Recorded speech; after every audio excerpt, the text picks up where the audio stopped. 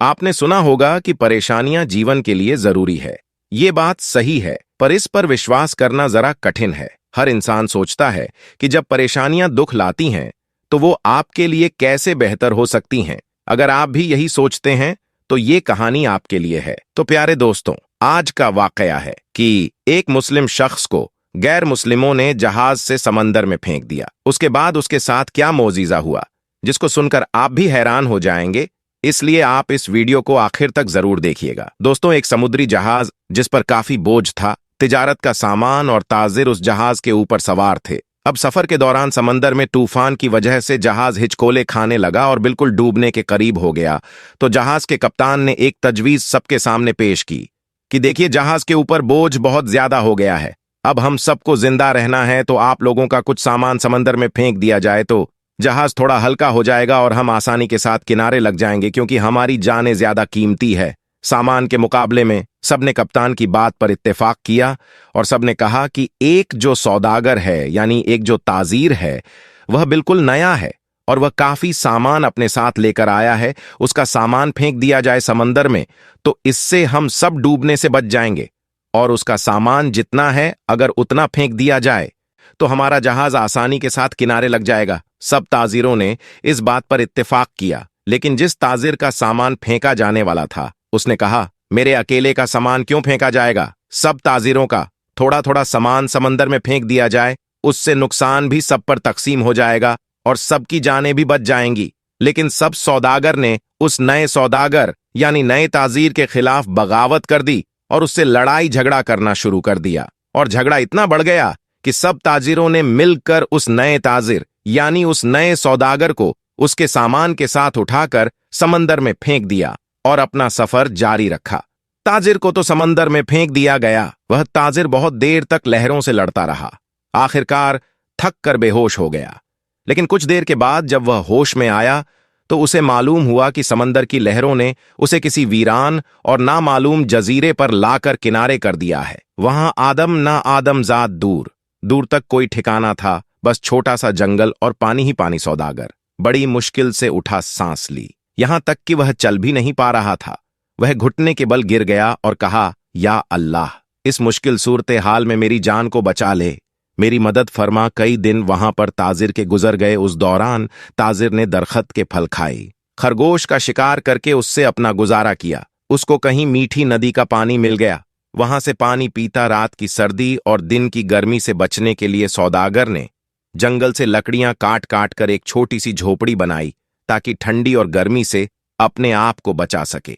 अब एक दिन वह ताजिर आग जलाकर अपने लिए खाना बना रहा था। अब वो आग चूल्हे की आग थी, उसकी झोपड़ी में लग गई और झोपड़ी लकड़ी की थी और जलने लगी। बचाने की बहुत कोशिश की, लेकिन थोड़ी ही देर में पूरी झोपड़ी जलकर खाक हो गई। अब सौदागर बिल्कुल जमीन पर बैठ गया और आसमान की तरफ देखकर कहने लगा, या अल्लाह, क्यों मेरे साथ ही क्यों सारी मुसीबतें, सारी आजमाइश मेरे साथ ही क्यों? हम लोग भी अक्सर शिकायतें करते हैं कि मेरे साथ ही ऐसा क्यों है, यह आजमाइश मेरे साथ ही क्यों है, यह मुसीबत मुझ पर ही क्यों? ऐसे ही उस ताजिर ने भी कहा, या अल्लाह, एक तो मुझे गलत तरीके से समंदर में फेंक दिया गया, अब यह छोटी सी झोपड़ी मैंने बनाई थी, या अल्लाह, तूने इसको भी जलाकर राख कर दिया। या अल्लाह, मेरे पास अब कुछ भी नहीं बचा है, मैं इस जगह पर अजनबी हूं, तन्हा हूं। या अल्लाह, यह आफतें मुझ पर क्यों आ रही है? ऐसी बहुत सारी शिकायतें उस सौदागर ने अल्लाह की बारगाह में की और गम के मारे वह भूखा ही सो गया। लेकिन सुबह एक हैरत अंगेज वाकया उसका इंतजार कर रहा था। जब वह सुबह उठा तो उसने देखा उसके जजीरे की करीब एक जहाज नजर आया। कुछ लोगों को उसने देखा जो उसे लेने के लिए आए थे, उसकी मदद करने के लिए आए थे। उन्हें देखकर वह बड़ा हैरान हुआ, लेकिन इससे ज्यादा तो वह खुश था, क्योंकि उसके लिए तो जिंदगी आ गई थी, उसकी जान जैसे बच गई थी। वह जल्दी से उस जहाज पर सवार हुआ। खुशी की शिद्दत से उस सौदागर को यकीन नहीं आ रहा था कि वह चल रहा था और जहाज वाले उसे बचाने के लिए आए थे इस अनजान जगह पर। यकीन नहीं कर पा रहा था कि आखिर मेरे पास यह लोग कैसे आ गए, उनको मेरे यहां होने का पता कैसे चला, उन्हें किसने यह बातें बता दी। सौदागर ने उन जहाज वालों से पूछा, भाइयों, एक बात मुझे बताओ, तुम्हें कैसे पता चला? तुमने मुझे कैसे ढूंढा? आखिर मेरा ठिकाना तुम्हें कैसे मिल गया? यह तो बिल्कुल अनजान और अजनबी जगह है।